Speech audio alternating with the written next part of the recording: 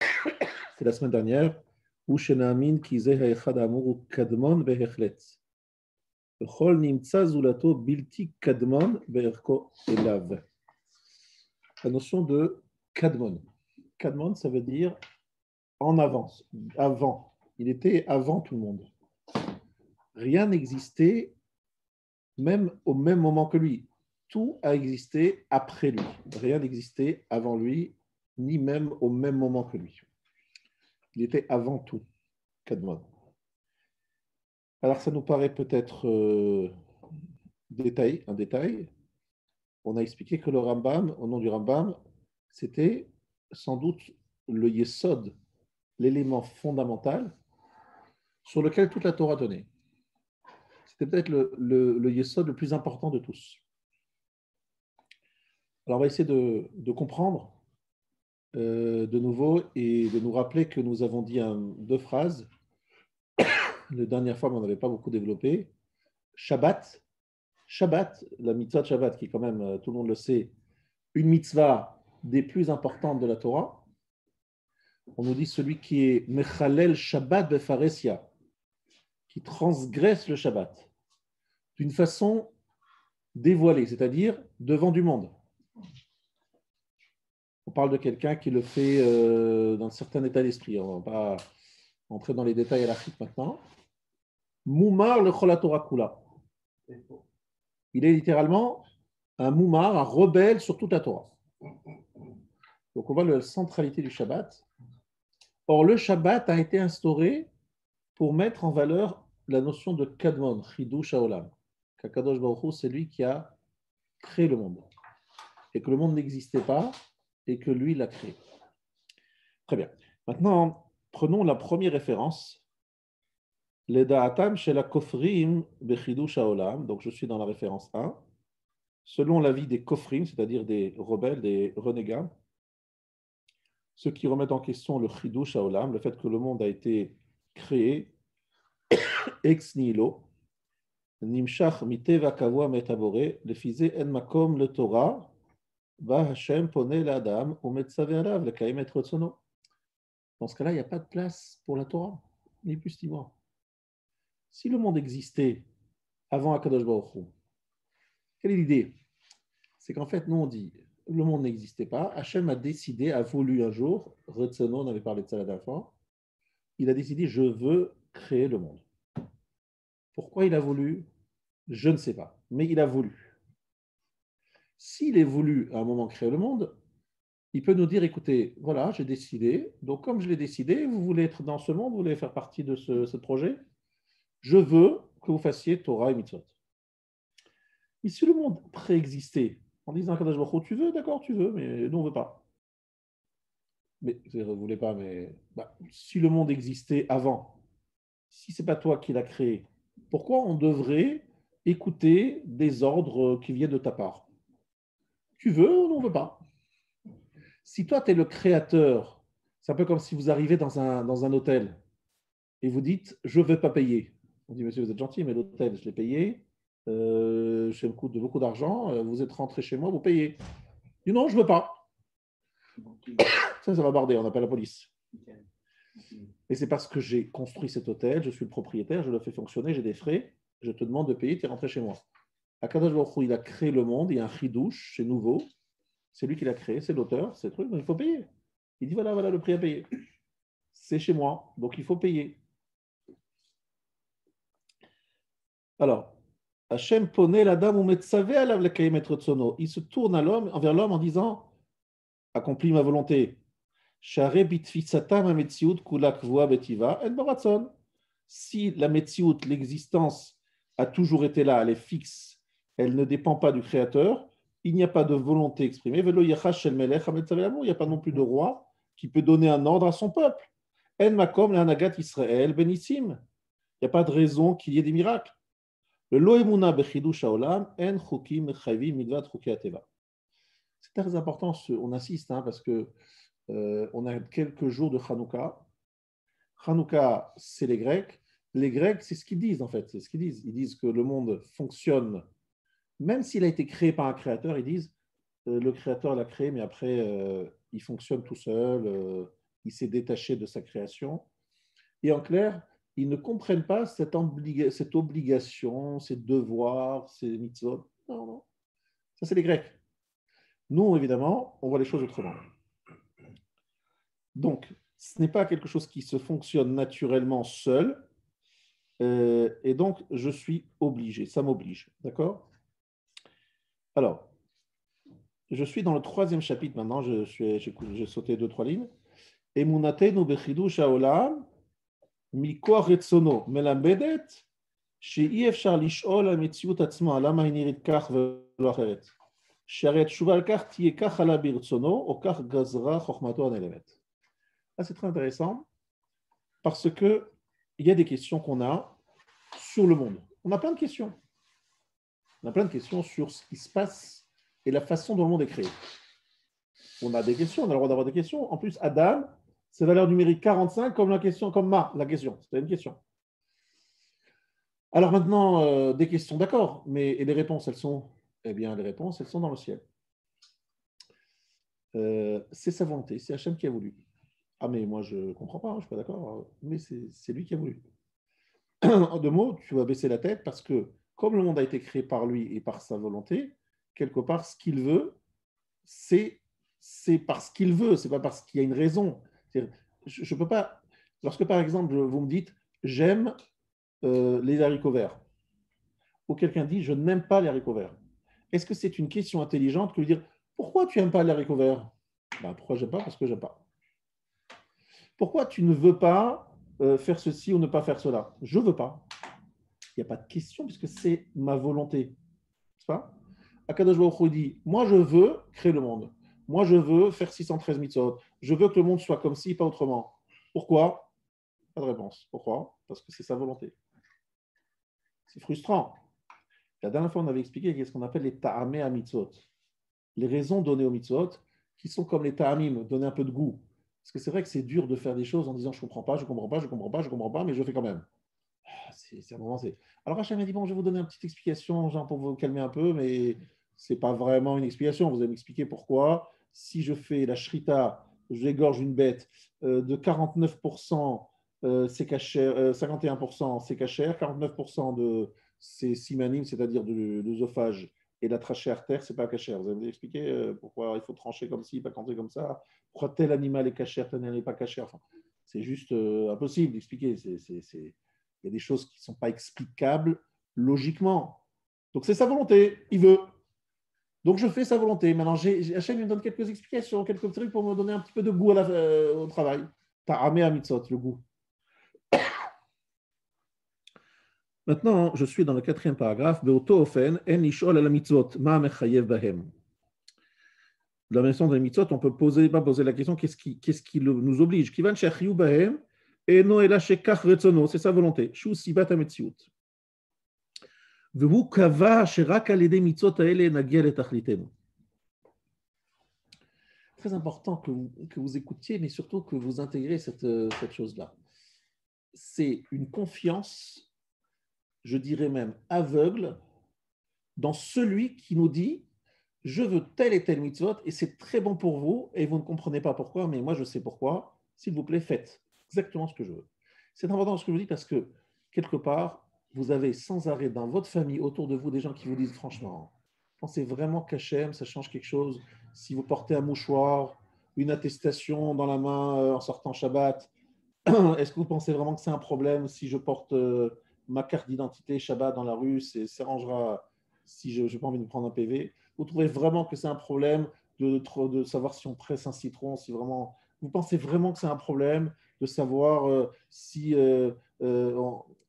les questions, elles fusent de partout et vous êtes agressé par des questions sans fin par des gens autour de vous auxquelles vous ne savez pas répondre d'une façon satisfaisante. Ne nous racontons pas d'histoire. Vous ne savez pas et moi non plus. On va se dire les choses. La seule réponse qu'on peut dire, du fait que le monde a été créé par sa volonté et qu'il a décidé que ces mitzvot-là étaient importantes et c'est comme ça que ça fonctionne, son système, c'est un peu comme si vous recevez un appareil livré par Darty, par exemple, sans vouloir faire la pub, et vous recevez l'appareil avec un gros paquet comme ça d'explications sur l'utilisation de cet appareil.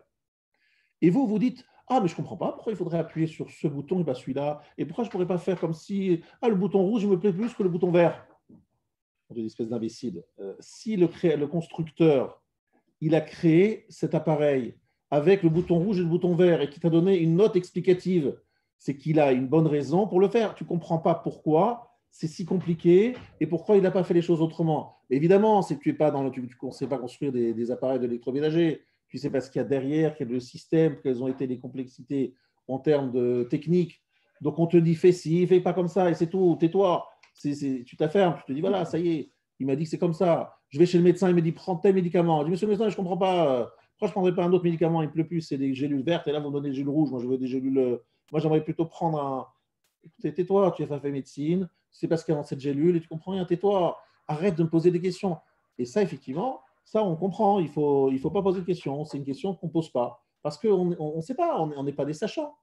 Donc ici, il faut avoir l'idée que nous avons été livrés avec un corps, un psychique, un différent type de voilà, où nous sommes ce que nous sommes, avec une note explicative. Cette note explicative, elle est nécessaire parce que grâce à cette note explicative, je dis voilà, ce corps-là, cette intelligence-là, ce cœur-là, cette sensibilité-là, elle fonctionne comme ça. Il faut faire ceci, cela. Dans un couple, c'est très bon de pouvoir dans un couple, c'est bien de se séparer quelques jours par mois. C'est une bonne chose pour le couple. Ah, moi, je ne ressens pas les choses comme ça. Etc. Je ne vais pas faire la liste, vous la connaissez tous. Et ça veut dire que comme vous devez vous dire qu'il y a ici une volonté qui me dépasse et vous devez l'accepter de la même façon que vous accepterez l'utilisation d'un appareil électroménager ou une ordonnance d'un médecin sans poser de questions parce que tout simplement, il est sachant et vous êtes des ignorants. Donc ça demande beaucoup d'humilité, hein, je suis d'accord, beaucoup d'humilité. Alors, je continue, je suis dans le chapitre qui commence par Mishe Kofer Beratson. Celui qui est renégat, qui remet en question cette notion de volonté d'Hachem, ou Maale Bedato Hechreach Boïd Barach, et qu'il dirait que Hachem était quelque part obligé, c'est-à-dire que Hachem avait des obligations liées à des situations. Il dit voilà, Dieu n'avait pas le choix parce que comme il y avait telle ou telle situation dans le monde, il n'avait pas le choix, il devait faire comme ça et autrement. Ce n'est pas vraiment sa volonté, mais qu'il était limité, obligé, forcé, pour telle ou telle raison, à faire les choses comme ci, comme ça. Alors, celui qui dit ça comme ça, il est kofer, c'est un renégat, ou au ker et kol Torah kula. C'est comme s'il déracinait toute la Torah. Qui va chen makom efshaud la Torah, et c'est mi shetofes et taolam qui me suit pouvoir. Il n'y a pas de place à la Torah pour celui qui pense que le monde est une réalité fixe et qui n'est pas l'expression d'une volonté. Alors, je vais un peu plus vite, parce que ça, on l'a déjà dit. Après, je pense que tout ce que j'ai dit par cœur, c'est écrit. Je voudrais juste qu'on arrive à le dernier chapitre. Kol aporshim miderach Torah nikrim ovre retsono. Tout celui qui s'éloigne du chemin de la Torah sont appelés dans Berachot, page 57, ovre retsono, ceux qui transgressent sa volonté. D'accord? Donc, ça confirme un petit peu ce que nous avons dit. Ovre retsono. Donc, il y a une notion de ratson, de volonté d'Hachem, avec une certaine.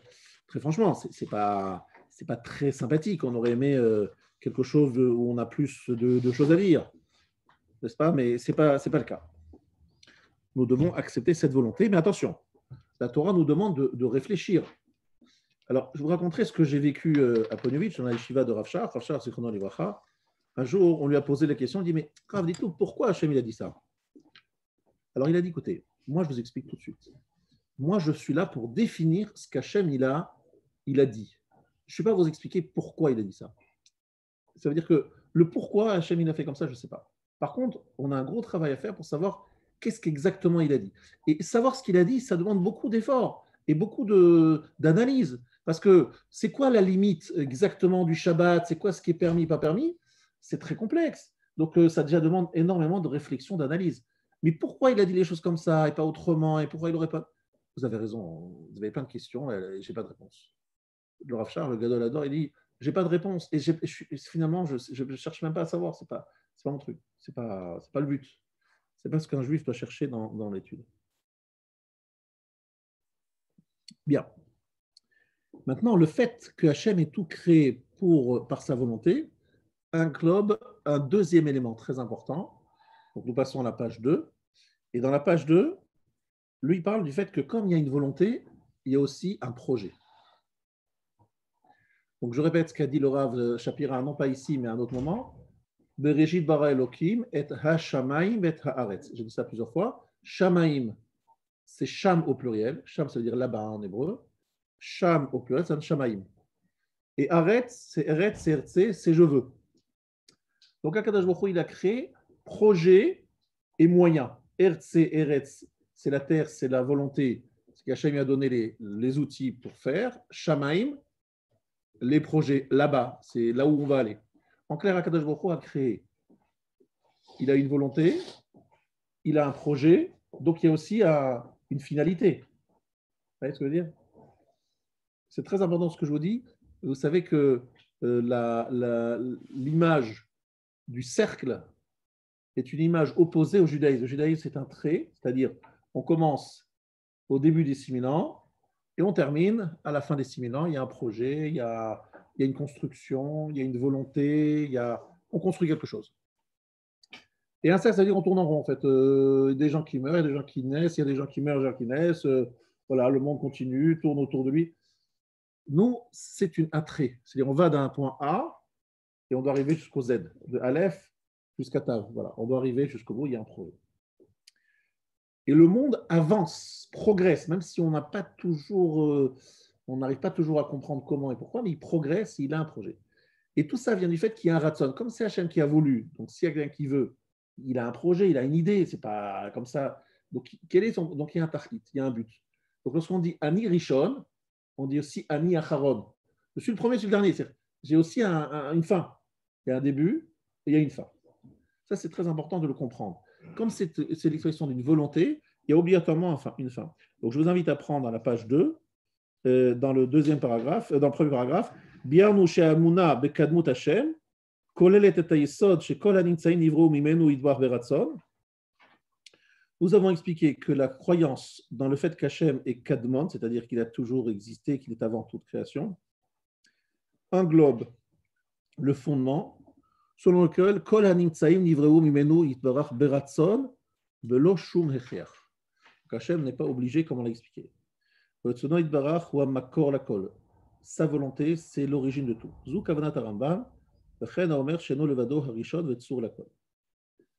Donc, Kol mi shepoel beratson et no poel et là les tachlit. C'est ça le point que je suis en train de vous expliquer. Tout celui qui fait et qui agit par sa volonté n'agit que pour arriver à un but.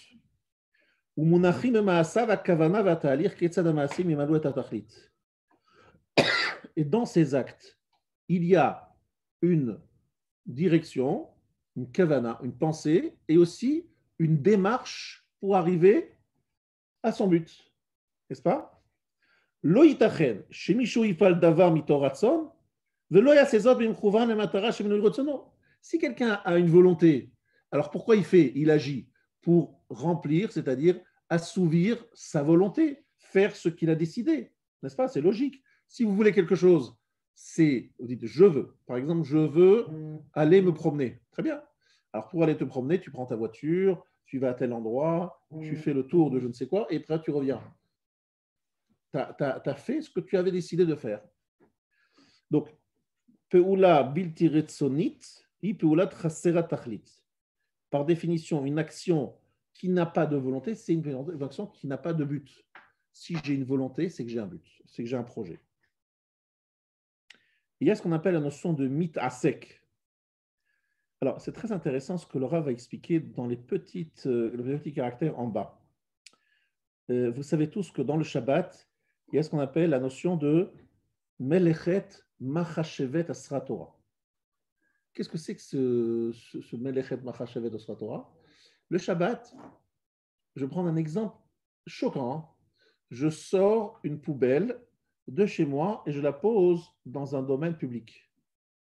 Est-ce que j'ai transgressé une interdiction de la Torah? Bah oui, j'ai porté Otsa, j'ai sorti d'un domaine privé, ça revient dans un domaine public.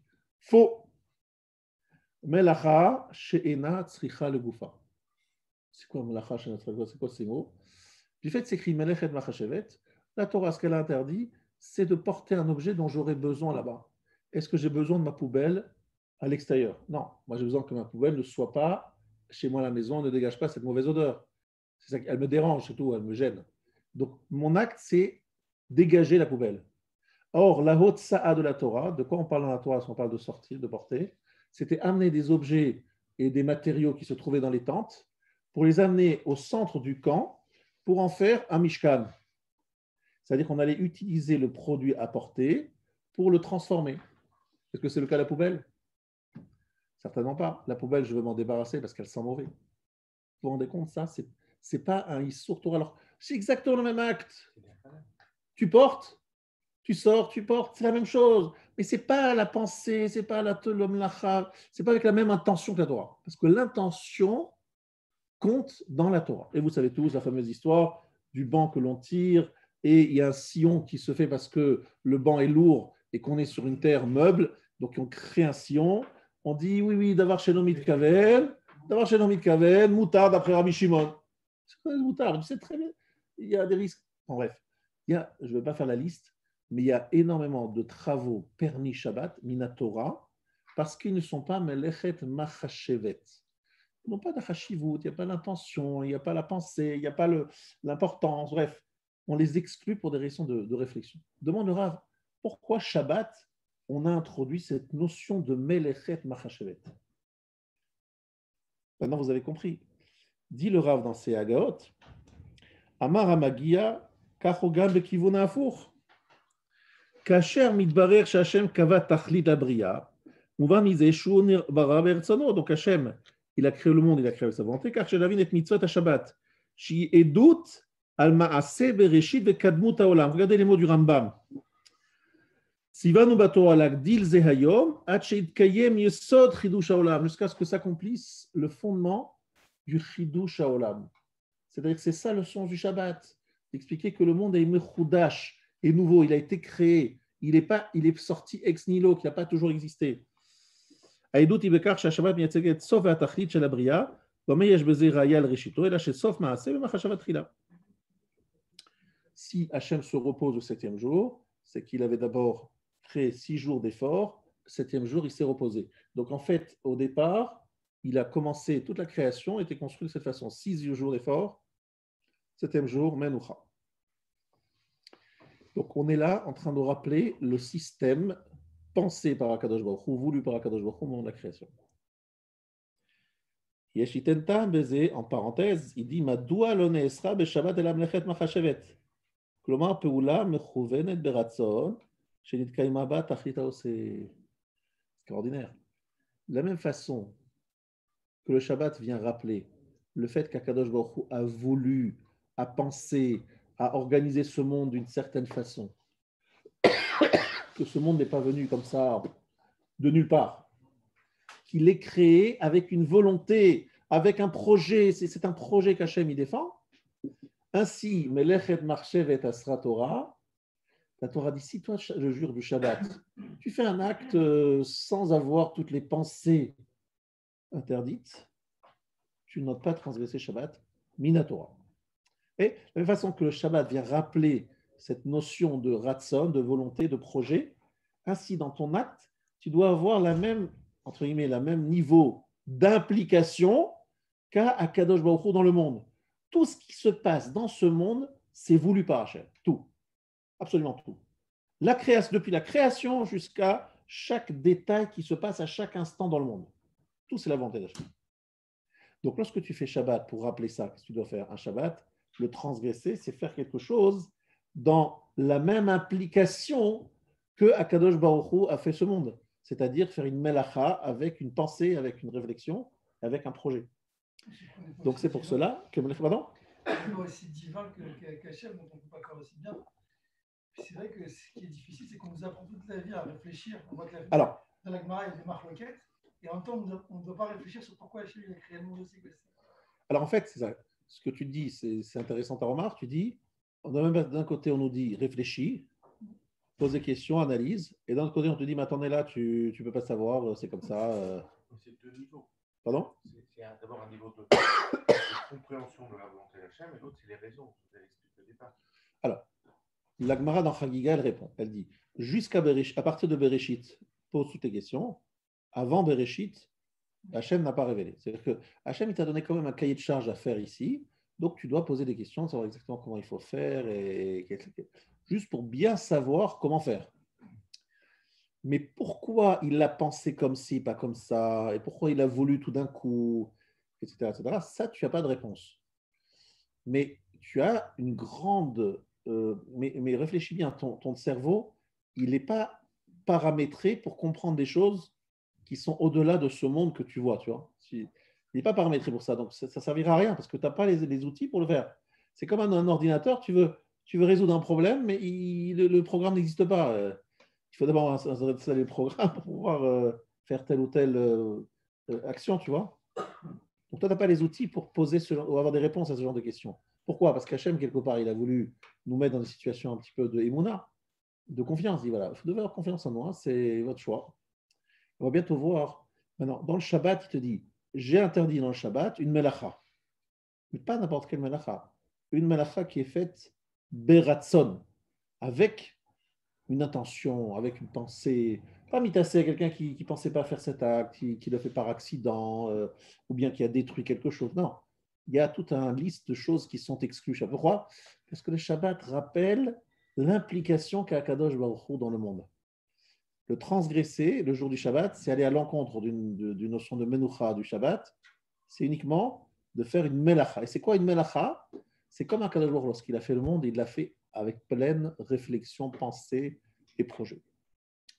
Ça veut dire qu'en fait, ce qu'essayent de faire les scientifiques non juifs qui disent on n'a pas de religion, on n'a pas d'obligation par rapport aux religions, ils veulent dire, écoutez, tout s'explique d'une façon naturelle, donc on est obligé de rien. Ça se fait tout seul. Pourquoi voulez-vous que je m'adresse à une force supérieure qui n'intervient pas au quotidien? Elle n'est pas là, elle est absente. Et le juif et le religieux en général dit non, non, mais il est très présent, il est là, tu lui dois, il est présent, il s'investit, il dirige. Donc tu dois donner des comptes. Mais ils disent mais non, pas du tout, il a créé peut-être ce monde, et même s'il a créé, mais il s'est retiré. C'est ça le point de discussion. Voilà. Donc ça, c'est la page 2 que j'ai pas lu mot à mot, mais qui dit, vous retrouverez tout ce que j'ai expliqué oralement. Maintenant, nous allons passer à la page 3. Très intéressant d'analyser le mot Chaim. Il est omniprésent dans notre prière. On dit qu'Hachem, il est quel Chai, Chai vekayam, Elokim Chaim, Atem advekim, Hachem Chaim kul Chaim. La notion de Chaim est liée à ce que nous disons. Je vais vous poser une question que j'avais jamais pensé, très longtemps avec un peu de honte. En hébreu, vous dites comment le monde minéral? En hébreu, ça se dit domem. Domem, silencieux. Le monde minéral, c'est le domem. Ensuite, vous avez le monde végétal. Sommaire, Semar. Ensuite, vous avez le monde animal. Vous appelez ça les behemoths, les animaux, mais ça s'appelle aussi Ba'ale Chaim. Les êtres doués, vivants, Ba'ale Chaim.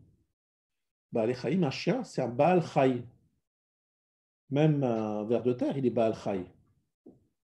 J'ai une question à vous poser, mais pourquoi vous l'appelez Baal Chai plus qu'une plante? La plante aussi, elle bouge, elle a une certaine forme de vie, non? Pourquoi est-ce que l'animal est appelé un Baal Chai, un Baal Chaim au pluriel, et la plante, non?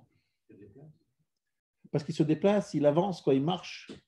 La plante, elle se déplace aussi, finalement, d'une autre façon, mais elle ne se déplace pas, c'est vrai, elle reste plantée au sol. C'est ça la différence?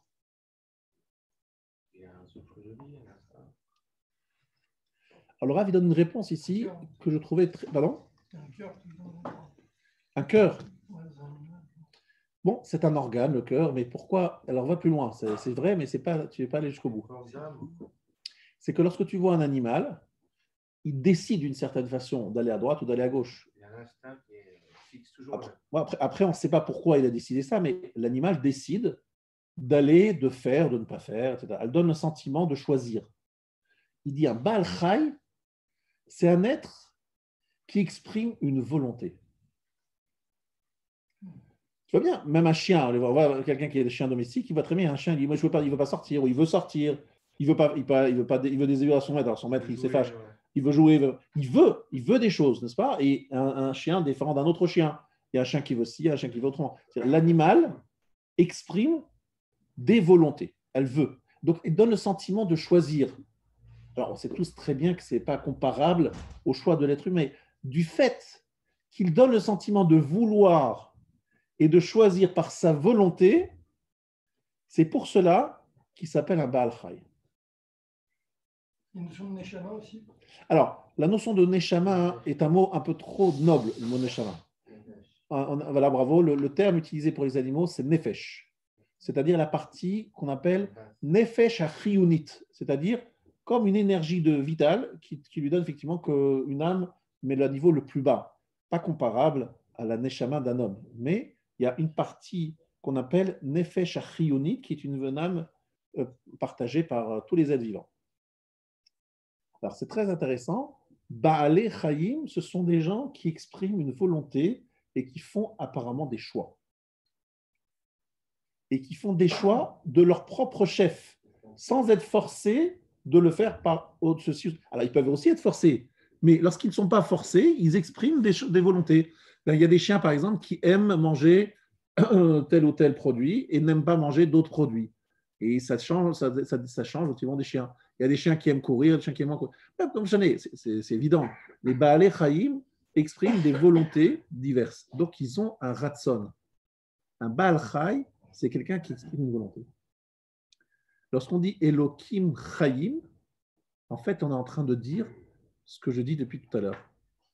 C'est-à-dire qu'Akadosh Baruch Hu veut, décide, exprime des volontés, des choix de vie. D'accord? Et ça veut dire que Akadosh Baruch Hu n'est pas juste un horloger suisse de haut niveau qui a créé une montre suisse qui fonctionne pendant des dizaines d'années, des centaines d'années, des milliers d'années, c'est-à-dire le monde qui fonctionne tout seul. C'est Hachem qui veut à chaque instant qu'il y ait ceci, Hachem qui ne veut pas cela, Hachem qui veut ceci et cela. Donc Elokim Chaim, un Dieu vivant, c'est un Dieu qui exprime une vie, une volonté. Regardez bien les mots utilisés par le Rav ici, à la page, donc aux références 3. Vous avez Chaim Pe'ula Beratzon. Atoach Chaim ou Echad Mito Arav Itbarach. Le mot Chaim, c'est une des qualités dont on donne à Kadosh Baruch Hu. Kel Chai, Elokim Chaim, Chai Haolam. Bemuvad Shel Chaim Munach Inyan Haratzon. Lorsque on parle de Chaim, on parle de Ratzon, de volonté. Kol makom sheyesh pula beratzon et sham chaim. Lorsqu'il y a une ratzon, il y a la vie. Domem shomer en ze chaim. Donc, le minéral qui ne bouge pas, il n'y a pas de vie. Smichat atzomeach en chaim. Lorsque une plante se développe, ce n'est pas la vie. Aval etzel bale chaim yesh pula anirit anu kirtzonit. Mais chez les êtres vivants comme les animaux, il y a des actions qui nous paraissent être l'expression d'une volonté. V'lekachem nikraim beshem ze. Adam nikra chai behemet, évidemment l'homme, nefesh chaya, et kivan shu baal ratzon naki veshalem, oui, il a effectivement une volonté. Ou baal bechira, il a le choix, il exerce un choix. Ayachol lirtzot beze ou beze, il peut choisir ceci ou cela. Maintenant, on trouve quelque chose de comparable au niveau chaim sur l'eau. Maïm chaim. C'est quoi de maïm chaim, de l'eau vive? Alors, c'est tout ce que ça veut dire de l'eau vive. C'est une source d'eau qui sort d'un rocher et on voit cette eau vive. Alors on appelle ça chaim. Pourquoi est-ce que l'eau qui sort, l'eau vive, on l'appelle maïm chaim? Même en français, hein, l'eau vive, comme l'eau vivante, parce qu'il y a effectivement un mouvement, ça se renouvelle à chaque instant, mais il y a aussi une autre raison.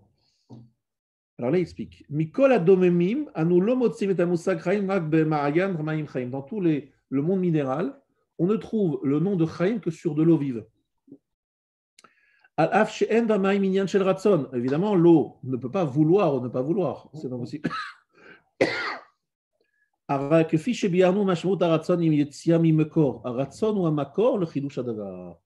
Le ratson, c'est Makor, la source de Chidush Hadavar, de renouveau de la chose. Ça veut dire quoi?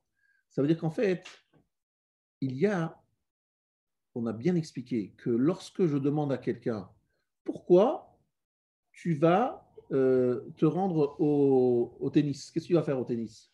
Eh bien, je veux aller au tennis. C'est un choix. J'aime jouer au tennis. Donc, la source de cet acte, c'est quoi? C'est sa volonté. Il n'y a rien qui le force à jouer au tennis. On peut jouer à un autre sport, on ne peut pas faire de sport du tout. C'est lui qui a décidé, je veux jouer au tennis. S'il veut jouer au foot, il peut jouer au foot.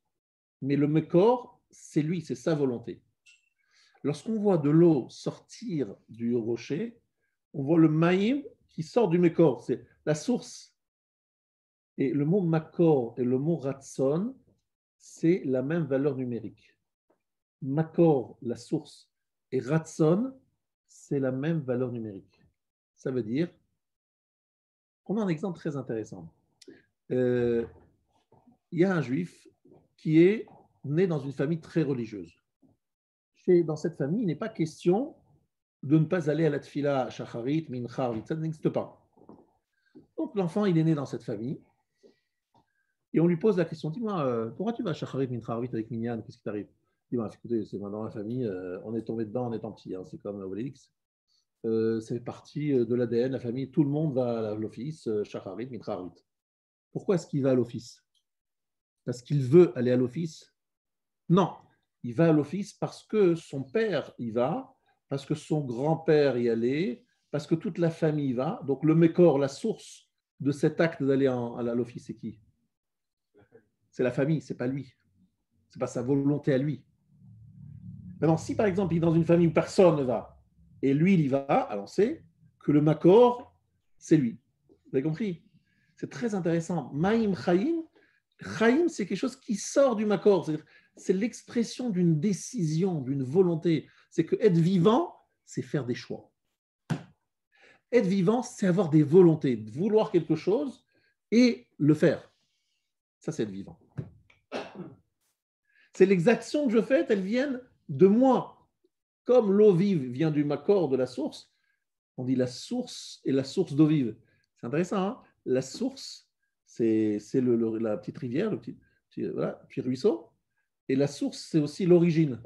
C'est-à-dire, en fait, on est en train de parler, et c'est très intéressant parce que si vous réfléchissez, revoyez un peu votre vie, et vous verrez qu'il y a beaucoup de choses que vous ne faites pas parce que vous en avez envie. Une fois, vous faites parce que votre femme a envie, vous faites parce que votre patron a envie, une chose, vous faites parce que la société le veut, une chose, vous la faites parce que il y a peu de choses qui viennent vraiment, qui vous êtes vraiment vivant, c'est-à-dire où vous avez vraiment fait le choix de faire, ou c'est parce que vous le voulez que vous le faites.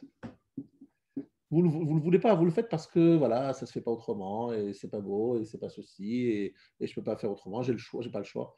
Qu'est-ce qui vient parce que vous n'avez pas le choix, et qu'est-ce qui vient parce que vous avez décidé de le faire? C'est nifla, ça. Cette définition de Chaim, c'est très original.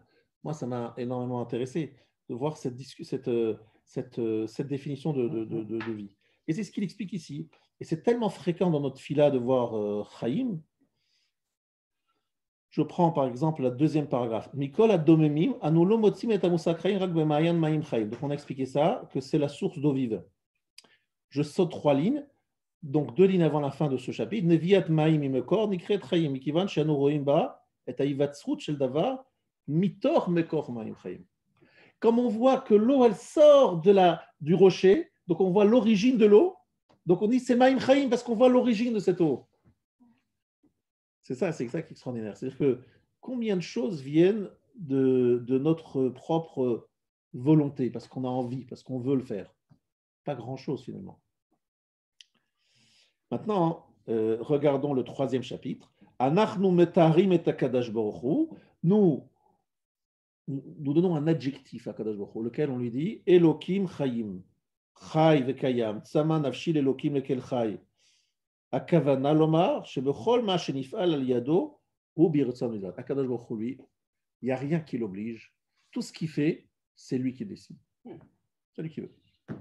Bon, finalement, c'est normal qu'on ait ce sentiment-là, parce que sinon, ça voudrait dire qu'on a beaucoup d'ego et qu'on se mettrait même au niveau du Kadosh Baruch Hu. Exactement. Est-ce que nous. Non, tiens.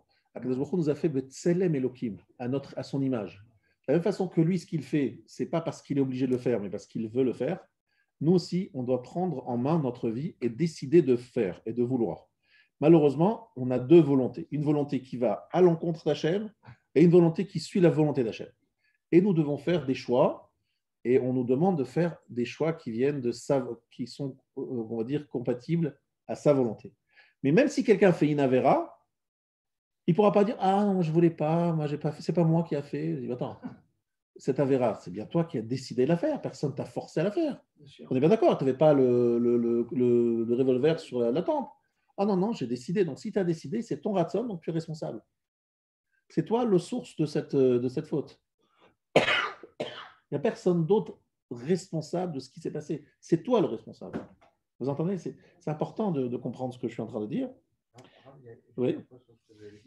Vous dites qu'on fait tout la volonté d'Hachem, mais on voit aussi dans les textes que les grands ils peuvent demander à Hachem s'exécuter. Très bien.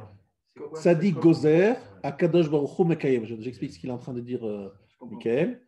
Akadosh Baruch Hu, le Tzadik décrète et Dieu obtempère.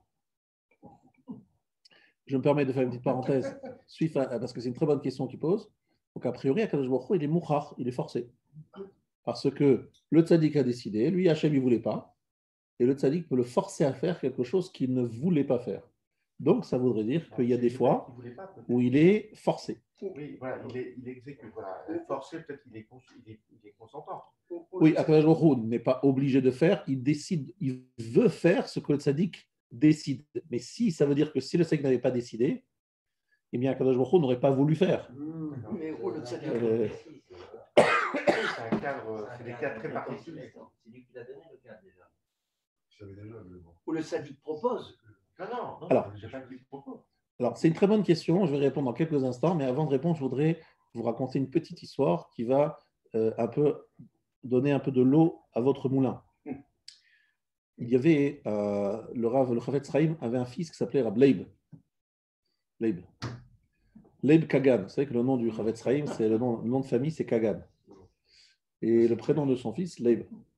Alors un jour, Rab Leib Kagan, il a rencontré un rabbin, un rav, ou je ne sais pas quoi, un tzaddik, peu importe. Une personne qui lui a posé la question, dit voilà, tu es le fils du Chavetz Chaim, raconte-nous un petit miracle, une petite histoire un peu intéressante, une petite anecdote. Il a dit écoutez, la plupart des gens, lorsqu'ils entendent parler de rabbanim et de tzaddikim, ils sont friands d'écouter des miracles. Est-ce qu'il a fait un miracle? Il a fait un miracle. Alors en fait, moi je vais vous dire ce qu'est mon père. Mon père, c'est un grand miracle, mais je vais vous expliquer de quelle façon. En général, on dit tzadik gozer, akadosh baruch hu mekayem. Le tzadik décrète. Et comment est-ce qu'il fait justement les miracles, le tzadik? Parce qu'il décrète et akadosh baruch hu dit bon, comme c'est le tzadik qui me le demande, eh bien, j'obtempère. Et d'où les miracles extraordinaires que font les tzadikim. Il dit le plus grand miracle, c'est pas celui-là, c'est que akadosh baruch hu gozer, Dieu décrète, et mon père mekayem, il accomplit. Ça, c'est la plus grande en fait. Il a trouvé un homme qui accomplit exactement les décrets d'Akadosh Baruch Hu. Vous êtes impressionné lorsque le tzaddik, il force la main à Akadosh Baruch Hu. En fait, soyez impressionné par une personnalité comme celle du Chavetz Chaim qui fait exactement ce qu'Hachem a demandé de faire. C'est énorme, c'est tellement difficile. Akadosh Baruch Hu gozer et le Chavetz Chaim mekayem, il fait. Mais pour revenir à ta question, je répondrai à la chose suivante. Akadosh Baruch Hu, dans l'organisation de son monde, c'est le Rav Dessler qui explique ce que je te dis maintenant, il a effectivement prévu que si le tzaddik le demande, eh bien Akadosh Baruch Hu va rééquilibrer les choses d'une certaine façon. Je m'explique. Prenons un exemple. Il y a un homme qui devrait mourir parce qu'il a fait de nombreuses avérotes. Le tzaddik intercède chez Akadosh Baruch Hu et dit s'il te plaît Hachem, aie pitié de lui, guéris-le. Pourquoi est-ce qu'il le guérirait si vraiment il mérite de mourir? Alors, la discussion qu'il y a entre le tzaddik et Akadosh Baruch Hu, même si elle n'est pas explicite, elle se dit de la façon suivante. Le tzaddik dit, si tu le sauves de la mort, je sais qu'il mérite de mourir, j'implore parce que, je pense qu'on va pouvoir lui faire tchouva, donc le tzaddik s'implique en disant qu'il ne va pas le laisser vivre juste comme ça, continuer ses bêtises. Comme d'ailleurs Abraham, lorsqu'il a voulu sauver Sodome et Gomorrhe, il n'a pas dit n'importe comment. Il a dit parce qu'il y a des tzadikim dans la ville et que peut-être ces tzadikim vont faire tchouva aux autres. Ce n'est pas juste vivre et continuer à vivre pour rien. Mais surtout, le tzadik dit à Kadosh Baruch Hu, si tu le sauves, ça va être un miracle. Et moi, je vais voir ta bonté, ta générosité. Donc, tu vas m'apporter une révélation d'une facette de ce qu'est Kadosh Baruch Hu dans le monde que je ne voyais pas avant. Je sais combien tu es énervé contre cet homme. Je sais combien tu veux le punir. Mais je te dis à Kadosh Baruch Hu, si tu le sauves, je vais voir ici le chesed Hashem énorme et ça va être un kiddush Hashem d'une certaine façon. Donc, je le sauve-le. Ça me permettra de voir ta miséricorde. Et moi, quelque part, je m'engage aussi à ce que ce monsieur fasse tchouva, en tout cas qu'il s'améliore, pas qu'il continue à rester dans sa bêtise. Donc il y a une sorte de discussion, et je veux dire ça rentrer dans les détails, parce que ce n'est pas le sujet de mon cours aujourd'hui, mais qui est, c'est pas juste que le tzaddik qui décrète, et qu'Akadosh Baruch Hu dit bon, je peux rien faire, j'ai pas le choix. Il y a un vrai, on va dire, massa ou matan, c'est-à-dire une sorte d'échange, une vraie négociation pour que l'équilibre spirituel du monde continue et que cet homme qui est rachat gagne à rester en vie. Parce que est-ce qu'il gagne vraiment de rester en vie à continuer à faire ses bêtises? Sûrement pas. Sauf s'il fait tchouva. Mais comment il va faire tchouva? Il faut que le tzaddik s'implique. Bref, il y a toute une négociation, mais c'est pour ça que ça marche. Et tu as raison que l'homme ne peut pas forcer la main à Dieu, mais il y a eu une période dans l'histoire qui s'appelle la Tour de Babel, où ils ont dit, si on a tous envie, dans une même direction, d'aller à l'encontre du projet divin, on peut forcer Akadosh Baruch Hu à sortir de ce monde. Eux, ils ont pensé, Nimrod, avec tous ses acolytes là, de l'époque de la Tour de Babel, ils ont dit, notre volonté à nous peut s'opposer à sa volonté, mais parce qu'ils avaient une erreur importante dans leur tête. Quelle était l'erreur?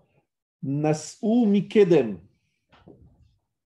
Comme j'ai rapporté dans un cours précédent, ils ont voyagé depuis l'Est. Disent nos Chachamim, Nas'u mikadmono shallam. Ils ont remis en question la notion de kadmut. Le monde n'a pas existé. C'est Hachem qui l'a créé. Il a un projet. Si vous faites un système autre que ce que Hachem a projeté, Hachem n'a pas intérêt à garder ce monde. Il va le détruire. Il ne le tient que parce qu'il a un projet qu'il veut mener à son terme. Si vous vous mettez dans un autre projet, eh bien Hachem a dit, écoutez, vous êtes bien gentil, mais moi, ce n'est pas mon truc. Donc, si vous voulez, débrouillez-vous. Moi, je coupe le courant. Je coupe le courant. Je coupe le courant, je coupe le gaz, je coupe l'électricité, je coupe le... Qu'est-ce que vous voulez faire?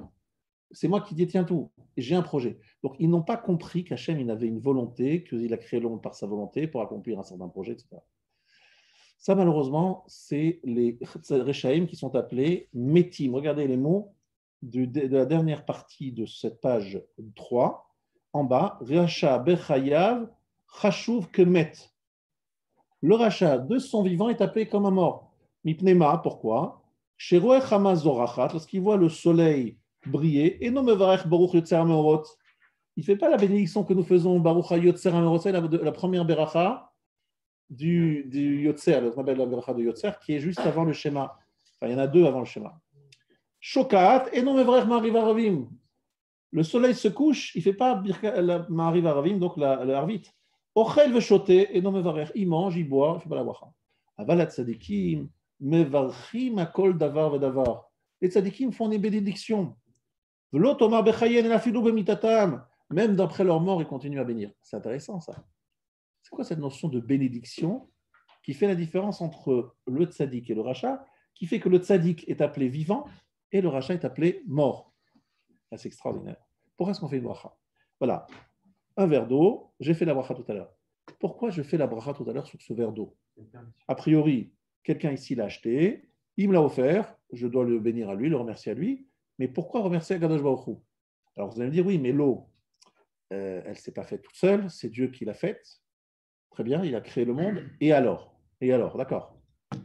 Eh bien, on nous explique que le monde, il n'a pas été, n'est pas un lieu où tu fais ce que tu veux. Dieu, il a un projet. Donc il a dit, voilà, c'est un peu comme si je suis dans une société, je rentre dans une société, et il y a là-bas de l'eau à disposition, de l'eau fraîche, etc.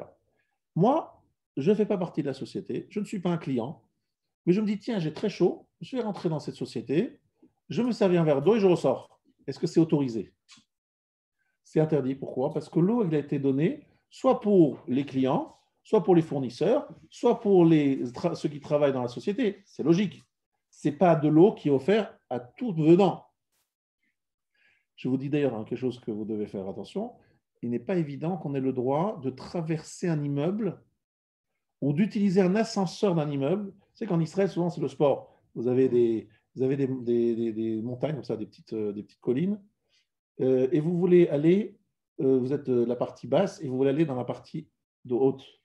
Vous dites, tiens, ça tombe bien, je vais rentrer dans un immeuble, je prends l'ascenseur, et souvent, les immeubles, ils sont comme ça, à flanc de colline. Donc, vous avez une sortie partie haute et sortie en bas.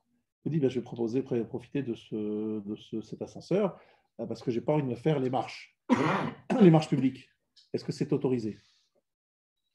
Ben, il faut demander l'autorisation au syndic de l'immeuble, au propriétaire de cet immeuble. Est-ce que j'ai le droit d'utiliser l'ascenseur? Parce que ce n'est pas un ascenseur public, c'est un ascenseur privé. Et si tout le monde se commence à utiliser cet ascenseur, eh bien, on va l'abîmer plus vite, etc. Donc, c'est une question qu'il faut pas savoir. Vous entendez? Ce n'est pas shoot. Ce n'est pas offert à n'importe qui, n'importe comment. Le monde dans lequel nous vivons, il y a deux façons de le voir. Ceux qui pensent que ce n'est pas une société. Nous, on a dit c'est une société, ce monde. Il y a un patron, il s'appelle Akadosh Baruch Hu, et il a un projet, et il se donne les moyens pour y arriver, et il dit aux gens, écoutez, messieurs, vous voulez être ici, ben, il faut bosser, quoi. Il y a un travail à faire, et je ne vous donne pas tout, ce n'est pas offert, l'eau, elle n'est pas offerte. Ce n'est pas seulement qu'il faut la payer, parce qu'il faut la payer à celui qui vous la transmet, ça c'est un problème, Ben Adam Lachavero, mais avant de la boire, Hachem dit, mais écoute, c'est moi qui ai fait cette eau, hein. C'est incroyable. Ça veut dire que tout ce qui est sur Terre, il faut une permission, comme lorsqu'on rentre dans une société, il faut la permission pour prendre le verre d'eau de la source d'eau qui se trouve dans le... J'ai besoin d'une permission parce que c'est un endroit privé. C'est un endroit avec une société. Eh bien, ici, c'est privé. Qu'est-ce qui est privé? Le monde est privé. C'est-à-dire, il a été créé par un créateur qui a un projet et il faut rentrer dans les clous. Sinon, on dit, Hachem dit, attendez, vous faites quoi ici? Et la bracha, c'est de dire, excusez-moi, monsieur Akadosh Baruch Hu, est-ce que vous m'autorisez à prendre le verre d'eau? Il dit, si tu fais la bracha, j'autorise. Et donc, on sait qu'on a l'autorisation. Sans avoir besoin de nous la donner explicitement, il a dit dans la Torah, celui qui fait la bracha, il pourra boire ce verre d'eau, à condition qu'il ait payé, évidemment, au propriétaire le verre d'eau, évidemment. On est d'accord? Celui qui fait une attestation, il peut sortir dans la rue. Alors, en ce moment, le gouvernement exige une attestation pour sortir. Ça veut dire qu'il n'autorise pas la sortie, si ce n'est qu'il y a une autorisation particulière. Ça veut dire qu'on n'est pas libre. On est comme un peu enfermé, il faut une permission pour sortir. Donc, cette dimension-là d'autorisation, le rachat ne l'a pas intégrée. Pour lui, il fait sa vie, il ne doit rien à personne, il a payé la bouteille au carrefour du coin, il est tranquille. Donc, il est qu'offert dans l'existence d'un Elohim Chaim, c'est-à-dire un Dieu avec un projet qui a une volonté et qui veut appliquer cette volonté. Pour lui, Elohim n'est plus Chaim. Elohim a peut-être créé le monde, il dit ouais, pourquoi pas, il a créé le monde. Mais il s'est retiré, il n'est pas intéressé, il s'en fout de ce que je fais pas, je fais. Il n'est pas du tout présent, il a juste créé un système, c'est tout. Et la différence entre le tzaddik qui est appelé Chaim, même après sa mort, et le rachat est appelé mort, c'est pas qu'il est appelé mort, il n'est pas mort, il est vivant, son cœur il bat, que ça veut dire? Il respire. Oui, mais ça veut dire qu'il ne s'inscrit pas dans un projet où Akadosh Baruch Hu veut, organise, s'implique et il a un projet de vie. Oui, il est extérieur à ça. C'est intéressant je pense, comme définition. D'ailleurs, vous prenez à la page 4, vous avez la suite de ce que je viens de dire. Mashmaout aterut saharetz natan ivne adam le'achar bracha. Vous connaissez cette phrase? La terre a été donnée aux hommes après la bracha. C'est les mots de la Gemara dans Brachot.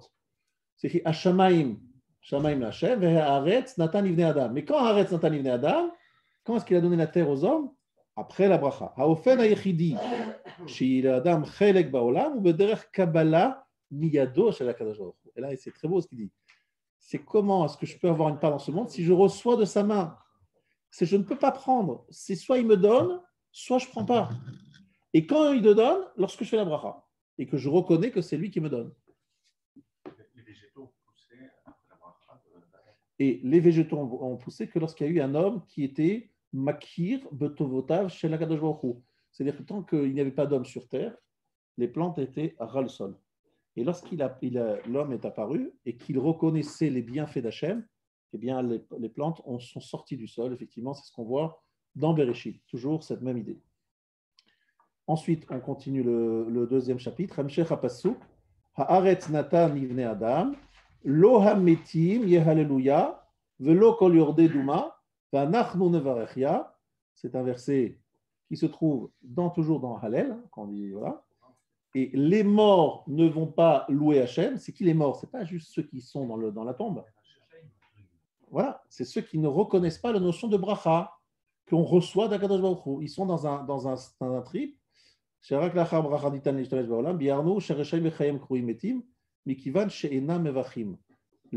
de leur vivant sont appelés morts parce qu'ils ne font pas la bracha.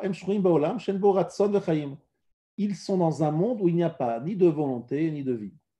C'est très intéressant. Ça veut dire, si vous arrivez par exemple, imaginez-vous qu'une société déménage.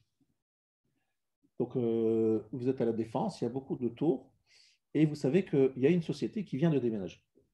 Donc, le patron est parti, les employés, vous rentrez dans la société, dans cet endroit, déserté, mais bon, ils ont laissé certaines choses. Par exemple, ils ont laissé encore une fois ce fameux truc d'eau, quelques bouteilles d'eau, ils ont laissé.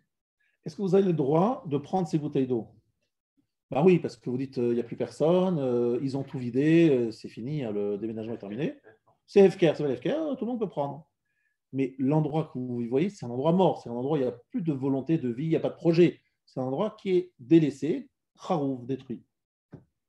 Et en vérité, c'est ce que les Rechaim disent sur le monde. Le monde, il n'y a pas de volonté, il n'y a pas de projet, il n'y a pas de direction, il n'y a pas de vie.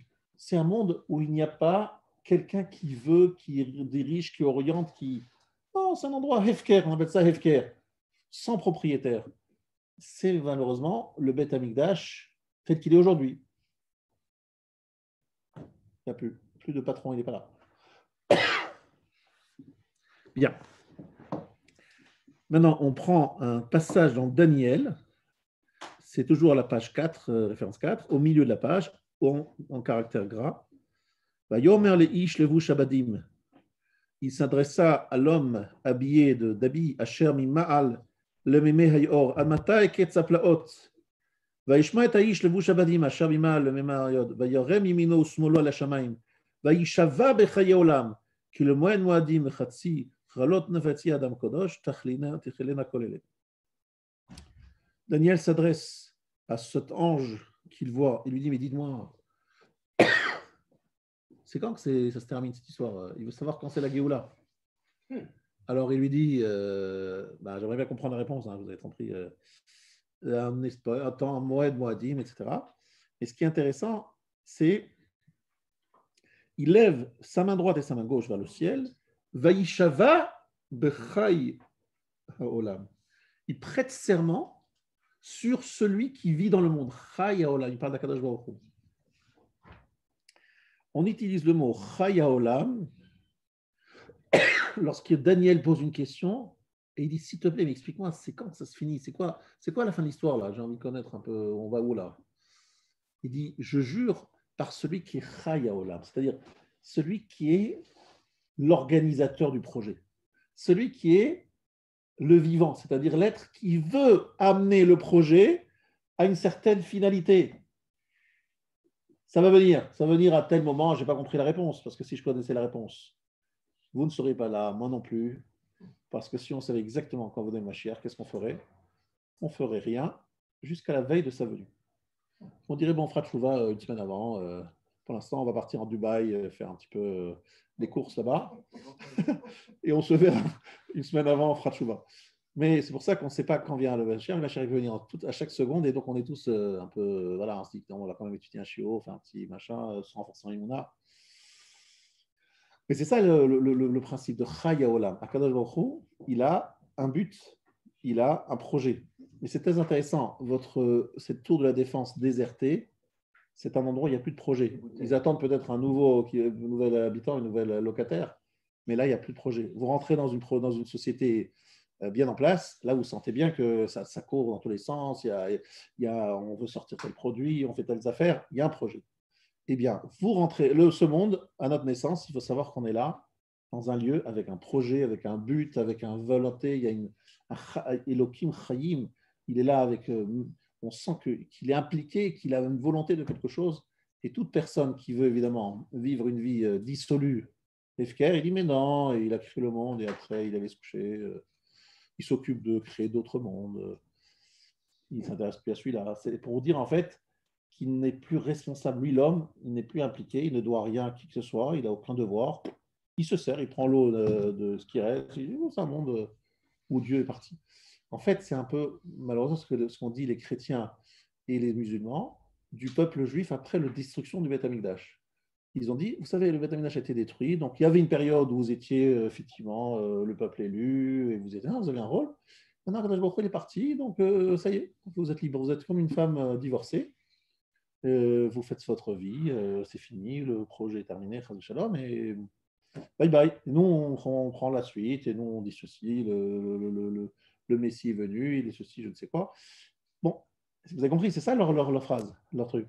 Même des Juifs qui ont été dans la Shoah, ils ont dit, après la Shoah, c'est plus possible de croire en quoi que ce soit, je déserte. Bon, c'est malheureusement, chaque fois on essaie de trouver une preuve que Dieu est parti. Comme Dieu est parti, on est libre. Déménagement du patron, donc c'est bon. Voilà, Rabotai, ce que je voulais ici partager avec vous ce soir. Et je vous donne rendez-vous, Bezrat Hashem, la semaine prochaine pour essayer, de terminer cette partie-là. Mais on a presque terminé, ou même on l'a terminé, je peux même dire. Je termine donc ici. Toute la notion de Kadmon, on l'a fait. Mais Bezrat Hashem, la semaine prochaine, on commencera la partie de 5e fondement qui lui parle de la tfila. Donc c'est très important de bien savoir pourquoi on prie et quelle est la notion de tfila. C'est ce que nous verrons Bezrat Hashem la semaine prochaine. Je vous souhaite une bonne soirée.